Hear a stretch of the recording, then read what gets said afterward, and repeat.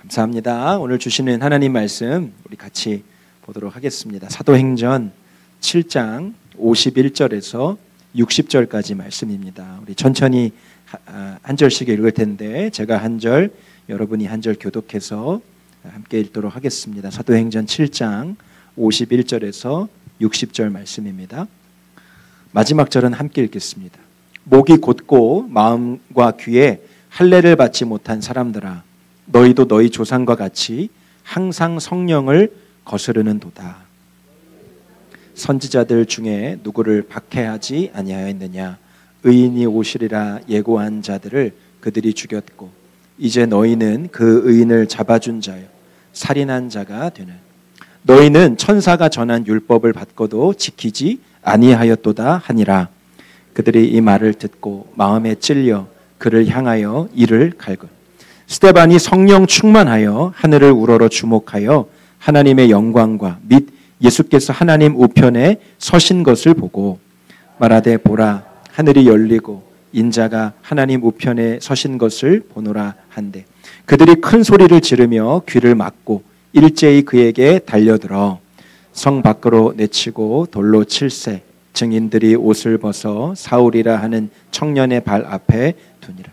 그들이 돌로 스데반을 치니 스데반이 부르짖어 이르되, 주 예수여, 내 영혼을 받으시옵소서 하고 무릎을 꿇고 크게 불러 이르되, 주여, 이 죄를 그들에게 돌리지 마옵소서. 이 말을 하고 자니라. 아멘. 하나님 말씀입니다. 여러분, 지난주 말씀을 조금 상기를 시켜야 됩니다. 여러분, 오늘 스데반이 이제 순교하는 장면, 사도행전 7장 말씀을 함께 나누게 되는데요. 스데반이 정말 권능으로 주님의 말씀, 주님의 복음을 증거합니다. 스데반을 통해서 예수 그리스도가 너무 강력하게 증거되자 헬라파 유대인들이 스데반에게 모함을 씌우게 되죠. 그 모함이 무엇이냐면 성전과 그리고 율법에 대해서 굉장히 그것을 모독하는 그런 메시지를 전했다. 그래서 성전 모독죄, 또 율법을 모독시켰다라는 죄를 씌워서 이제 공의회 앞으로 끌려오게 됩니다. 오늘 1절 말씀에 보니까요, 대제사장이 이르되 이것이 사실이냐? 대제사장이 묻습니다. 예수가 성전을 헐고 다시 짓겠다, 뭐 그런 얘기를 네가 떠들고 다니고, 또 율법을 다 새로 뜯어 고치겠다, 뭐 이런 메시지를 전하고 다닌다는데 이게 진짜 사실이냐? 이렇게 묻는 거죠. 유대인들에게 있어서 이 성전과 율법은 너무너무 중요한 가치 중에 하나입니다. 율법이 없이 유대인들의 삶이 있을 수 없죠. 오늘 지금까지도요, 현대를 살아가는 지금 이 순간에도 유대인들이 율법을 철저하게 지키죠. 안식일, 6번째 날 안식일에 아무 일을 하지 않죠. 심지어 엘리베이터를 타거나 뭐 계단을 오르내리거나 힘든 노역이 있는 일, 심지어 그 불의 스위치 하나 켜는 일까지도 하지 않고 될 수 있으면 모든 그 노동을 다 쉬면서 안식일을 철저하게 지킵니다. 생명처럼 그렇게 지켜요. 성전도 역시 마찬가지입니다. 지금은 성전이 다 허물어졌지만 그때 회당이라든지 성전을 굉장히 중요시 여겼고 신성시 여겼던 것이죠. 대제사장이 성전과 율법에 대해서 그것을 모독한 것이 사실이냐고 묻죠. 스데반이 오늘 7장 전반에 걸쳐서 그 공회의 앞에서 아주 정말 무시무시한 법정입니다. 법정. 요즘으로 치면 교회라고 할 수도 있고요, 회당이지만 그러나 유대인들을 재판하고 어떤 문제에 대해서 판결하는 사실 재판장 앞에 서 있는 거예요. 그런데 그 스데반이 신성 모독죄가 맞냐, 율법과 성전을 모독한 것이 맞냐라고 하는 대제사장과 유대 지도자들 앞에서 담대하게 주의 말씀을 전하는데, 7장 전반에 걸쳐서 하나님이 이스라엘 민족을 택하시고 지금까지 그 구원의 역사를 이루시기 위해서 하나님의 사람들을 보내시고 그 약속의 말씀을 성취하신 그 일련의 사건에 대해서 쭉 나열하면서 스데반이 이야기를 합니다. 믿음의 최초의 조상 아브라함을 택하셔서 그리고 그의 후손들을 거쳐서 약속의 땅 가나안까지 하나님께서 이르게 하신 과정을 차근차근 설명해요. 그 중에 모세에 대한 이야기가 상당 부분 많은 분량을 차지합니다. 하나님이 애굽에서 종살이 하던 이스라엘 백성들을 400년 만에 출애굽시키시죠. 모세라는 지도자를 세우셔서. 그리고 시내산에서 하나님이 모세를 통해서 말씀을 주십니다. 여러분 잘 아시죠? 십계명 말씀을 주셔요. 율법이라고 할 수 있죠. 여러분 하나님께서 주신 그 계명의 핵심은 여러분 잘 아시는 것처럼 하나님을 온 마음 다해 생명 다해 사랑하는 거예요. 제1계명이 하나님 외에 다른 신을 두지 말라. 우상을 숭배하지 말고 그것에 절하지 말라. 1, 2, 3, 4계명 하나님과의 관계에 있어서 정말 하나님만 신뢰하고 하나님만 바라보고 하나님 외에 다른 것을 신으로 여겨서는 안 되는, 정말 하나님만이 참된 하나님이신 것을 믿으라. 그것이 가장 중요한 계명인 것이죠. 근데 그럼에도 불구하고 이스라엘 백성들은 그 말씀을 어겼다. 우리의 선조들은, 우리의 조상들은 그 말씀을 어기고 하나님 외에 다른 신들을 섬겨왔다. 심지어 하나님께서 모세에게 시내산에서 율법을 주시는 그 순간에도 백성들은 어떻게 했습니까? 그 아래에서, 시내산 아래에서 금송아지 제단을 만들고 금송아지를 만들어서 그 금송아지 앞에 절하며 파티하는 장면이 말씀 가운데 나오죠. 사도행전 7장 39절 41절 말씀인데요. 오늘 우리가 읽지는 않았지만 스데반이 이렇게 얘기합니다. 우리 조상들이 모세에게 복종하지 아니하고자 하여 거절하며 그 마음이 도리어 애굽으로 향하여 아론더러 이르되 우리를 인도할 신들을 우리를 위하여 만들라. 애굽 땅에서 우리를 인도하던 이 모세는 어떻게 되었는지 알지 못하노라 하고, 그때 그들이 송아지를 만들어 그 앞에 제사하며 자기 손으로 만든 것을 기뻐하더니, 그렇게 율법을 중요시 여기고 율법의 가치를 아주 존귀하게 여기는 그 유대인들을 향하여 우리 믿음의 조상들이 어떻게 그 율법을 대했느냐. 하나님의 율법이 주어지는 그 순간에도 금송아지를 만들지 않았느냐. 그리고 그 율법에 반하는 삶을 살아오지 않았느냐. 그렇게 얘기하는 겁니다. 하나님의 구속의 은총으로 자유인이 됐지만 여전히 애굽 땅으로 다시 돌아가고자 하지 않았느냐. 하나님의 진노를 사게 되죠. 그래서 약속의 땅에 1세대 출애굽 세대는 한 명도 들어가지 못하게 됩니다. 가나안 땅에 들어오게 됐어요. 하나님께서 약속의 땅에 들어오게 되었습니다. 그래서 하나님이 거하시는 성전이 지어지죠. 여러분 누굴 통해 성전이 지어지죠? 다윗과 솔로몬을 통해서 성전이 지어집니다. 이스라엘 사람들에게 있어서 성전은 너무나 특별한 공간이죠. 하나님이 이스라엘을 만나시는 공간, 그들의 죄와 연약함을 깨끗이 씻어주시는 공간, 하나님이 말씀하시는 공간.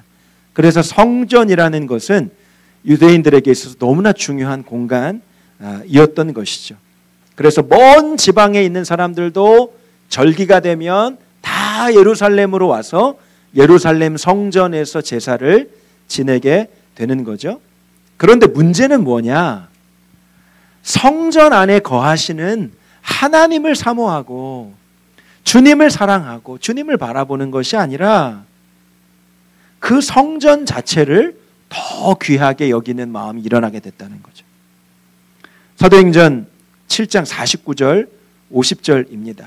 하나님께서 뭐라고 말씀하시느냐? 스데반이 인용해서 말씀해요. 주께서 이르시되 하늘은 나의 보좌요 땅은 나의 발등상이니 너희가 나를 위하여 무슨 집을 짓겠으며 나의 안식할 초소가 어디냐? 이 모든 것이 다 내 손으로 지은 것이 아니냐? 하나님께서 성전을 향하여 평가하시는 말씀이에요. 이 온 우주 만물이 나의 보좌고 내가 다스리는 내가 거하는 나의 성전인데 무슨 성전이 또 필요하냐? 근데 하나님께서 성전을 무시하시는 말씀을 하신 것이 아니라 하나님이 아니라 그 성전 자체를 우상시하고 신성시 여기는 이스라엘 백성들을 향하여 하신 말씀이라는 거죠. 유대인들이 그렇게 갈망하고 중요하게 여겼던 율법, 그리고 성전, 그것을 하나님보다 더 사랑하는, 그래서 그것이 우상이 되었다. 하나님보다 더 높아진 존재가 되었던 것에 대해서 오늘 스데반이 그것을 아주 직설적으로 대제사장과 유대 지도자들에게 향하여 말씀을 전하고 있는 거예요. 마지막에 말씀을 마무리하면서 그들을 향한 평가를 이렇게 내립니다. 사도행전 7장 51절부터 53절까지의 말씀인데 51절 말씀을 먼저 보면 목이 곧고 마음과 귀에 할례를 받지 못한 사람들아.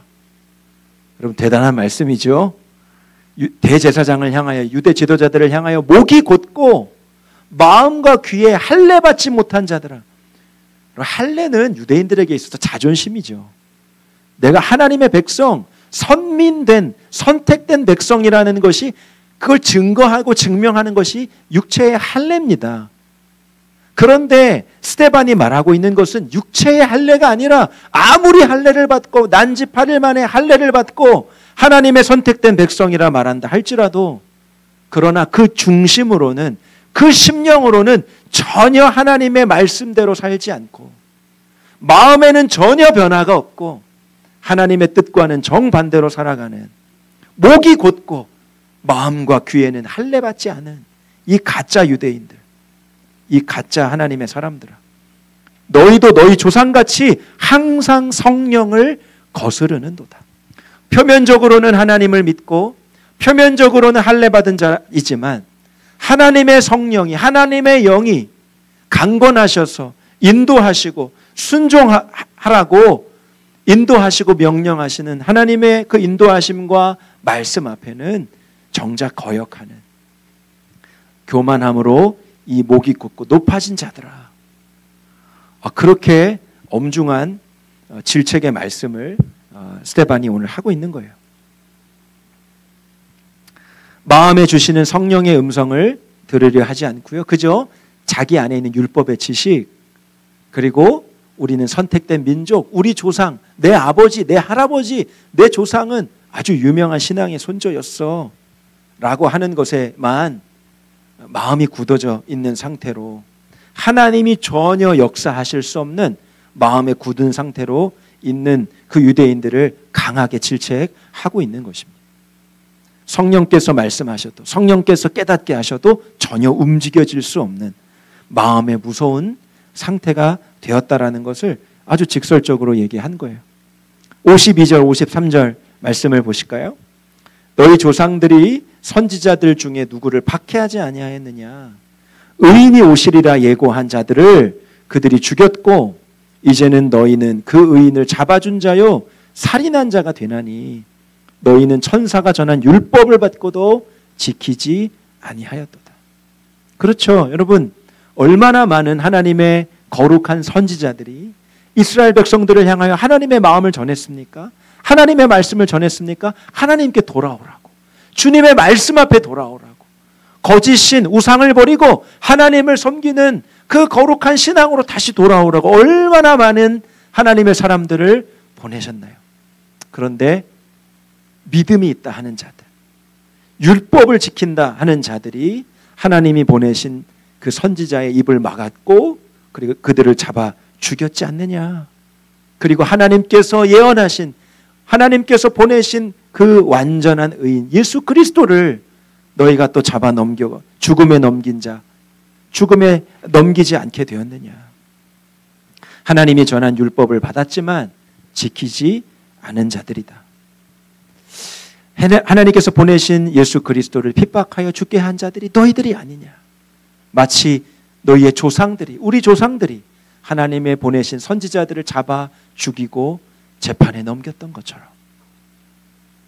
54절에 그들이 이 말을 듣고 마음에 찔려 그를 향하여 이를 갈거든. 바득바득 이를 갈고 있는 거예요. 저놈이 도대체 무슨 얘기를 하는 거예요? 여러분, 이 얘기가요 1절부터 53절까지 쉬지 않고 스데반이 그 공회 앞에서 담대하게 주의 말씀을 전하는 장면입니다. 굉장히 긴 분량의 설교예요. 여러분, 1절에서 53절까지 스데반의 설교가 쭉 이어졌다라고 하는 것은 그가 쉬지 않고 53절까지 이 내용을 그 사람들 앞에서 전했다는 거예요. 여러분, 이것도 무슨 얘기죠?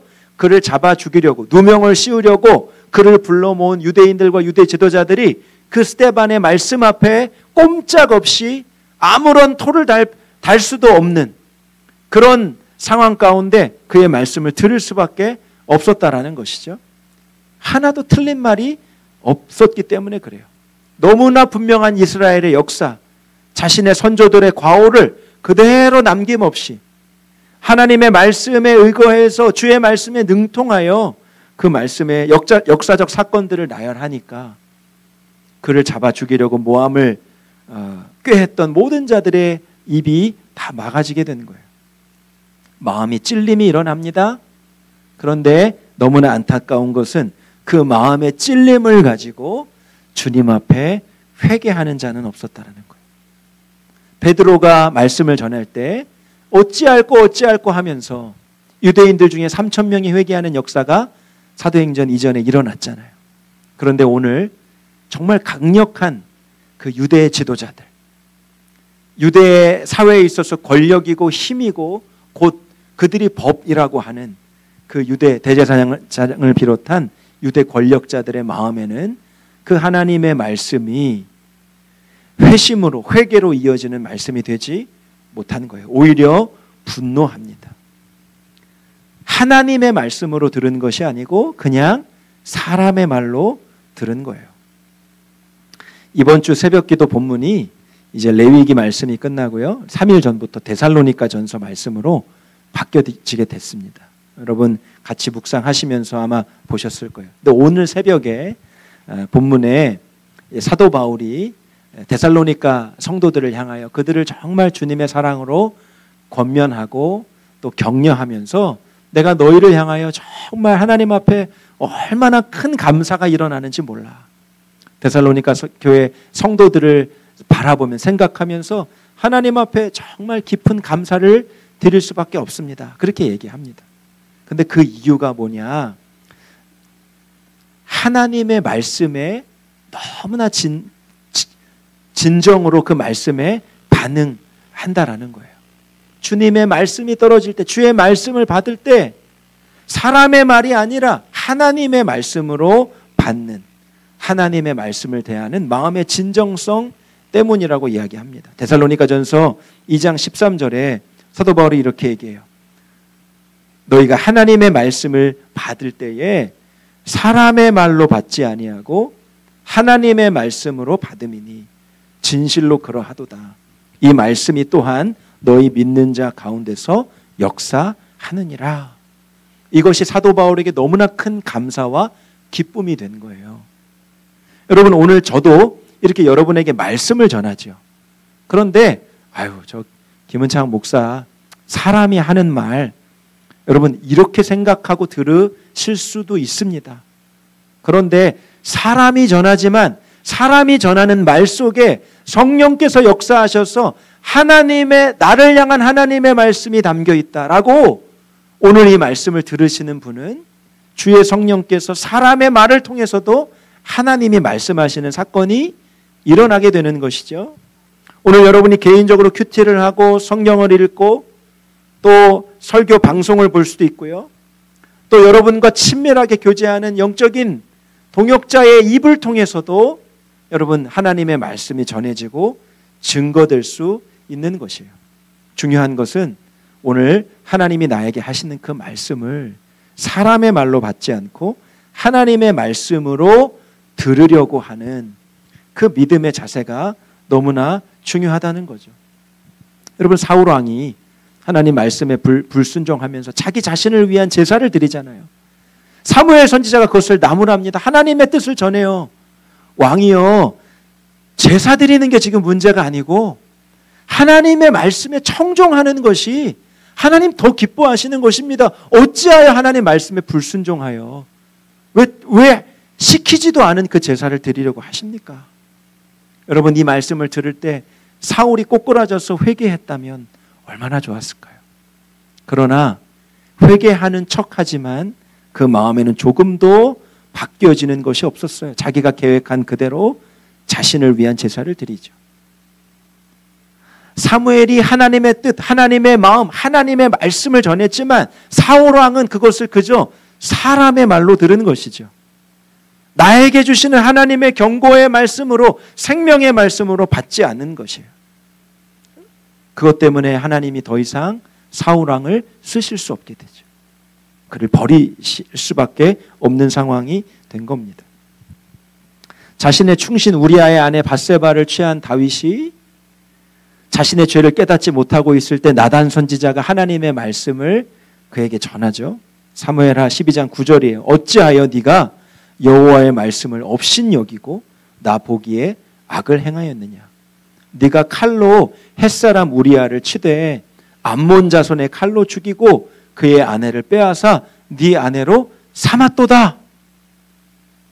하나님의 말씀, 심판의 말씀을 다윗에게 전합니다. 회개하라고, 깨달으라고, 그 죄에서 돌이키라고. 다윗이 그 얘기를 듣고요, 이렇게 반응합니다. 사무엘하 12장 13절이에요. 다윗이 나단에게 이르되 내가 여호와께 죄를 범하였노라. 회개했어요. 어떻게 그렇게 회개의 역사가 일어났죠? 나단 선지자의 말이 사람의 말이 아니라 하나님이 나에게 하시는 말씀으로 다윗이 받은 것이죠. 여러분, 똑같이 주의 음성을 듣고 하나님의 가르침을 이해하고 분별할 수 있는 것, 여러분 우리 안에 공통적으로 다 일어날 수 있는 일이라고 싶습니다. 그러나 그 말씀 앞에 정말 꼬꾸라지고 그 말씀을 통해서 우리의 삶의 변화가 일어나는 것, 그것은 어떤 사람에게는 일어날 수 있고 어떤 사람에게는 일어나지 않을 수도 있다는 거예요. 차이는 무엇일까요? 그 말씀을 사람의 말로 여기지 않고 하나님의 말씀으로 여기는가에 있는 것이죠. 어제 한 성도님과 대화하는 중에 그런 말씀을 하세요. 제자훈련 받으면서 마음이 너무 괴롭다는 거예요. 심령이 너무 괴로워요. 그동안 수없이 말씀을 들었어요. 모르는 말씀이 아니에요. 그런데 내가 순종해야 될 말씀으로는 생각하지 못한 거죠.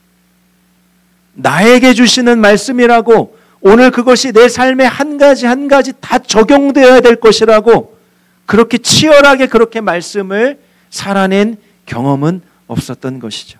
그런데 그 훈련을 받으며 이제 10주 동안 한 가지 한 가지의 말씀을 하나님이 나에게 주시는 말씀이라고 받기 시작하니까 내 마음의 본성과 그리고 하나님의 말씀 사이에 충돌이 생기면서 괴로움이 일어나게 된다는 거예요. 저는 그 성도님의 고백이 참 너무 귀하게 느껴졌어요. 그래서 성도님 너무 잘 반응하고 계신 거예요. 하나님의 말씀 앞에 너무 잘 반응하고 계신 것입니다. 그 괴로움이 영적인 삶의 변화로 일어나기 때문에 그런 것이죠. 하나님의 주시는 그 말씀을 사람의 말, 다른 사람의 말, 다른 누군가에게 적용될 말씀이 아니라 오늘 하나님이 나에게 주시는 말씀으로 적용하고 붙잡을 때 여러분 우리 삶에 진정한 변화가 일어나게 되는 것이죠. 전에도 한번 말씀드렸던 적이 있었던 것 같아요. 분당 우리 교회 이찬수 목사님이 한 번은 신학생들을 다 불러가지고요, 이렇게 용돈을 나눠줬대요. 너무너무 수고 많다고. 그래서 격려하면서 축복하면서 아유 얼마나 수고가 많아. 그래 열심히 공부해서 훌륭한 목회자가 되라. 그러면서 이렇게 용돈을 나눠주셨대요. 자 그래 얼마나 힘들어. 교회에서 전도사로 생활하고 사역하면서 얼마나 힘들어. 교회에 좀 뭐 이렇게 하고 싶은 얘기 있어? 아 목사님 이거는 좀 바꿨으면 좋겠어요. 이건 좀 고쳐졌으면 좋겠어요. 라고 하는 게 있으면 얘기해봐. 그랬더니 이제 다 다른 친구들은 아유 감사합니다. 너무너무 다 감사해요. 뭐 불편한 거 없습니다. 목사님 너무 감사합니다 하는데 한 친구가 진짜 얘기하는 거예요. 분당 우리 교회는 이게 문제고요. 제가 볼 때는 목사님, 담임 목사님 이렇게 하시면 안 될 것 같고요. 이거는 이렇게 해야지 맞는 것 같습니다. 한 친구가 아주 용감하게 얘기하더라는 거예요. 얘기를 가만히 듣는데 점점 목사님 마음이 막 울그락불그락, 자기도 이게 표정 관리가 안 되고 마음에 뭔가 이렇게 막 불편한 마음이 막 일어나는 거예요. 그래? 알았다. 잘 들었다. 그리고 이제 신학생들 다 보냈어요. 얼마나 화가 나는지요. 이 자식들이 이거 내가 용돈 주려고 불러왔더니만 얘기하라고 진짜 얘기해. 그래서 막 화가 났더래요. 그런데 지나고 그 신학생 청년이 얘기한 것이 계속해서 마음에 맴돌더라는 거죠. 한 가지 되새김질이 되는데 모든 것이 다 맞는 얘기더라는 거예요. 잘못해야 했던 것, 바로 수정해야 될 것, 바꿔야 될 것, 담임 목사로서 미처 깨닫지 못했던 것, 한 가지 돌이켜 곱씹어 보니까 그 신학생 청년이 했던 말이 다 맞는 얘기더라는 거예요. 그래서 며칠 뒤에 그 신학생만 따로 부르셨대요. 따로 불러서 펜과 노트를 가지고 그 신학생 앞에 앉으셨대요. 그때 했던 얘기를 다시 한번 해주면 좋겠다. 처음부터 끝까지 그 얘기를 쫙 다시 하는데 그 이찬수 목사님이 메모장에 그것을 이렇게 적으셨더라고. 하나님이 왜 그렇게 그 목사님을 귀하게 쓰시는 목사님인가, 그 이야기를 들으면서 조금 알 수 있었던 것 같아요. 사람의 말이 아니라 비록 자기보다 연배도 어리고요, 까마득한 후배 목회자, 하나님이 그 사람을 통해서도 나에게 하나님의 말씀을 주실 수 있구나 라고 하나님의 말씀이라 받으신 것이죠. 여러분, 그 겸손함, 정말 주님의 말씀을 듣고자 하는 그 사모함, 그것이 너희들에게, 당신들에게 있습니까? 스데반이 강력하게 선포하고 있는 거예요.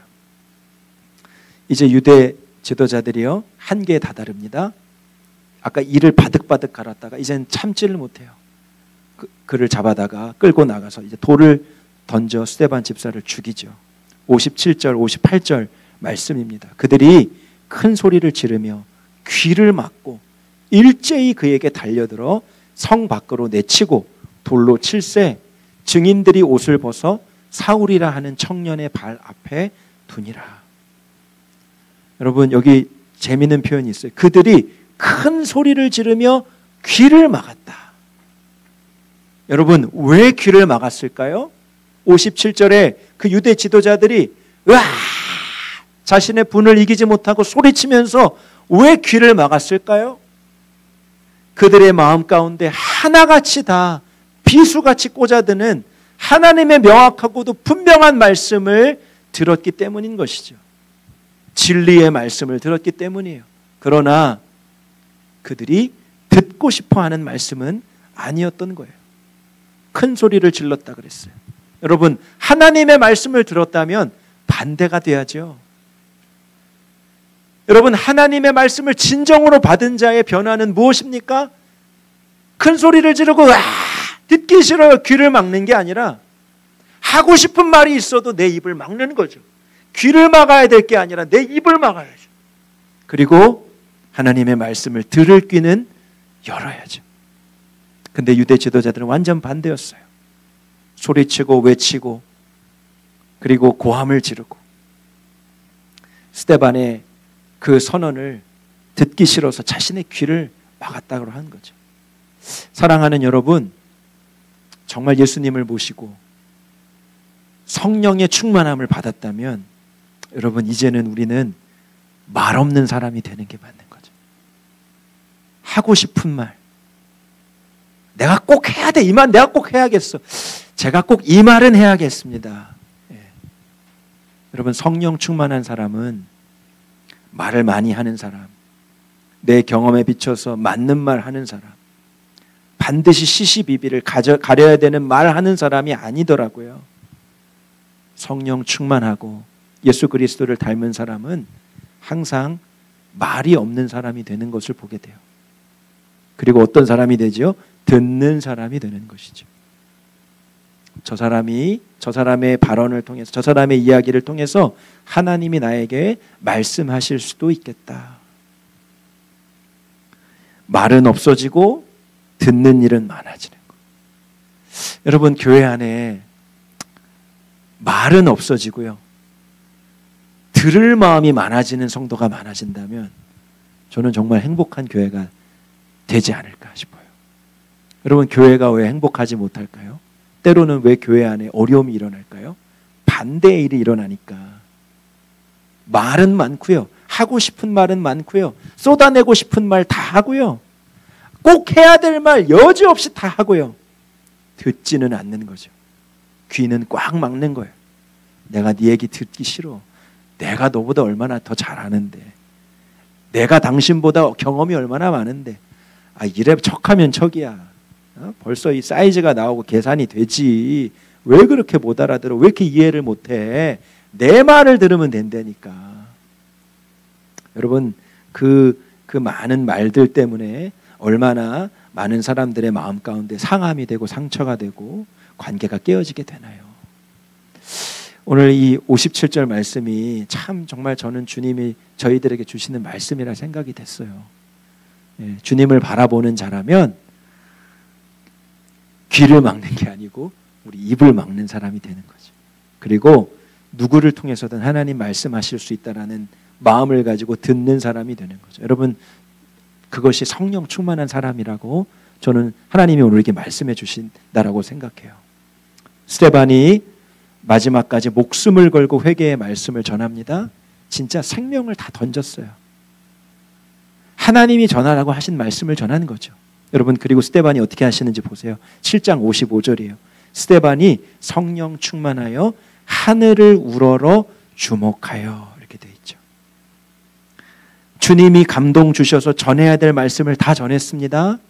여러분, 이제 스데반은 어떻게 되어질지 아마 그 본인도 자신하지 못했을 거예요. 아마 난 죽임을 당할 수도 있다라고 생각이 들었겠죠. 율법과 성전을 우상시하는 너희들, 목이 곧고 마음과 귀에 할례받지 못한 너희들, 이런 이야기를 전했으니 살아남을 수 있을 거라고 생각했을까요? 예수님을 떠올렸을 거라고 지난 시간에 말씀드렸죠. 주님이 전하라는 말씀을 전하고 스데반이 한 일은요, 하늘을 우러러 주목하여. 이 말씀이 얼마나 은혜가 됐는지 모릅니다. 하늘을 우러러 주목하여, 하늘을 바라본 거예요. 수많은 사람들의 비난과 채찍질과 그리고 조롱과 고함 속에서 이제 하늘을 바라본 겁니다. 스데반이 하늘을 바라보면서 어떤 마음을 했을까? 이러지 않았을까요? 하나님이 전하라는 말씀 다 전했습니다. 하나님, 잘 전했죠. 주님이 전하라고 하신 말씀 전했습니다. 제가 잘한 거 맞죠? 아마 그렇게 하늘을 바라보면서 그런 마음을 갖지 않았을까? 그러자 하나님이 응답하세요. 55절 말씀 다시 보시면 하나님의 영광과 및 예수께서 하나님 우편에 서신 것을 보고 말하되, 보라, 하늘이 열리고 인자가 하나님 우편에 서신 것을 내가 본다. 스데반의 영안이 열리고요, 하나님과 보좌 우편에 예수님을 바라보게 됩니다. 하나님, 저 말씀 잘 전했죠? 하나님, 저 주님을 바라보면서 전해야 될 말씀을 전했어요. 그때 하나님이 응답하신 것이 스데반의 영안의 눈을 열어서 하나님 자신을 보게 하신 거예요. 보여주신 거예요. 보좌에 앉으신 하나님과 그 오른편에 예수 그리스도를 보여주셨어요. 성경에 기록되지 않지만 하나님도 예수님도 스데반을 보고 계시지 않았을까요? 그래, 수고했다. 내가 다 봤다. 착하고 충성된 종아, 정말 수고했다. 하나님이 아마 그렇게 말씀해 주시지 않았을까요? 히브리서에 이런 말씀이 있어요. 히브리서 12장 1절에 이러므로 우리에게 구름같이 둘러싼 허다한 증인들이 있다, 이렇게 얘기합니다. 여러분, 지금 하나님의 나라에는 하나님뿐만 아니라 우리 먼저 앞서간 믿음의 선조들, 믿음의 조상들, 이런 핍박과 환난과 고난이 있을 때 정말 주님의 말씀을 붙잡고 하나님을 바라보았던, 그래서 끝까지 믿음의 경주를 쌓아낸 믿음의 조상들이, 믿음의 선조들이, 믿음의 증인들이 우리를 바라보고 있다는 거예요. 여러분, 믿음의 삶을 살아갈 때가 힘들 때가 있잖아요. 가정 안에서 혼자 신앙생활할 때 얼마나 힘듭니까? 직장을 갔는데 일터에 믿는 사람이 나 혼자밖에 없을 때 얼마나 외롭습니까? 얼마나 답답합니까? 믿음을 지키기가 어려운 순간을 만날 때 얼마나 참 마음의 고통이 됩니까? 믿음의 외톨이가 된 것 같을 때. 그때 여러분, 하나님과 믿음의 선조, 믿음의 증인들이 우리를 바라보면서 응원하고 있다는 거예요. 하나님이 스데반을 바라보면서 수고했다, 참 잘했어, 고마워, 내가 너를 다 보고 있었어. 아마 하늘에서 스데반을 바라보면서 하나님과 믿음의 증인들이 환호성을 외치고 정말 기쁨의 함성을 외치면서 너무 잘했다고, 너무 수고했다고, 두려워하지 말라고, 함께 할 거라고 그렇게 말씀해 주시지 않았을까요? 마지막 절입니다. 59절 60절에 그들이 돌로 스데반을 치니 스데반이 부르짖어 이르되 주 예수여 내 영혼을 받으시옵소서. 무릎을 꿇고 크게 불러 이르되 주여 이 죄를 그들에게 돌리지 마옵소서 하며 이 말을 하고 자니라. 그리고 순교하게 됩니다. 하나님, 내 영혼을 맡깁니다. 돌을 던지는 저들 용서해 주세요. 여러분, 살아계신 하나님이 너무 분명하고 믿음의 허다한 증인들이 자기를 향하여 응원하고 격려하고 환호성을 치는 그 하늘에, 그 천국 백성들의 응원과 격려를 받으며 자기 자신을 돌을 던지는 이들을 향한 용서와 사랑의 마음을 가진 오늘 스데반을 보면서 정말로 예수 그리스도가 생각이 났어요.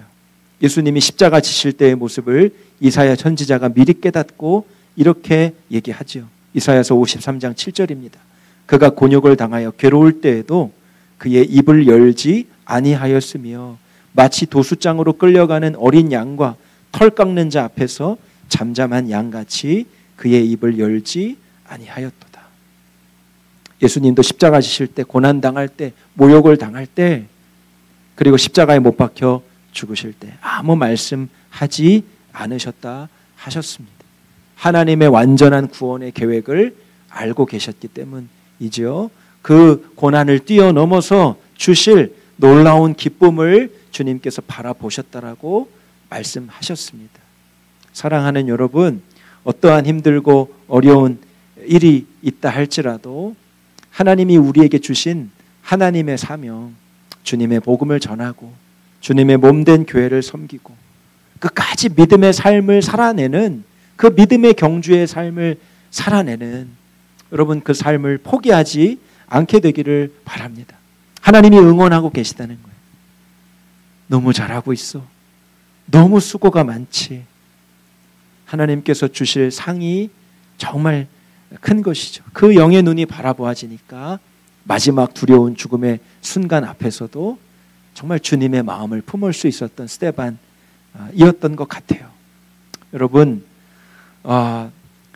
힘들고 어려운 정말 세상 가운데 우리가 끝까지 믿음의 경주를 살아내기를 주님의 이름으로 축복합니다. 그리고 오늘 주신 또 하나의 말씀이 있죠.